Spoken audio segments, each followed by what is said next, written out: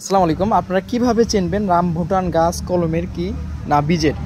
এটা হচ্ছে আমাদের কলমের গাছ। আপনারা যেভাবে চিনবেন রামভুটান কলমের গাছ, রামভুটান কলমের গাছ চেনার একমাত্র উপায় দেখেন, এই যে এটা রামভুটান কলম। এই যে যদি এরকম ব্যাকা থাকে তাহলে বুঝবেন এটা শিওর কলম।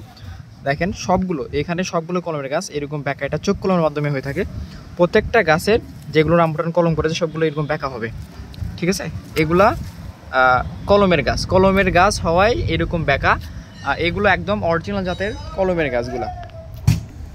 এখন আপনাদেরকে দেখাবো বীজের গাছগুলো। বীজের গাছগুলো যেভাবে চিনবেন দেখেন, এগুলা সবগুলো বীজের গাছ। আমাদের বীজের গাছগুলো যেখান থেকে কেনেন দেখে শুনে কিনবেন। বীজের গাছগুলো দেখেন এরকম একদম সোজা, গোড়া থেকে মাথা পর্যন্ত সোজা, সেগুলো ভাববেন বীজের গাছ, কারণ কলমের গাছ কখনোই সোজা হয় না। এগুলো দেখতে পাচ্ছেন সবগুলো বীজের গাছ। দেখেন বীজের গাছ কখনো সোজা হয়ে থাকে না।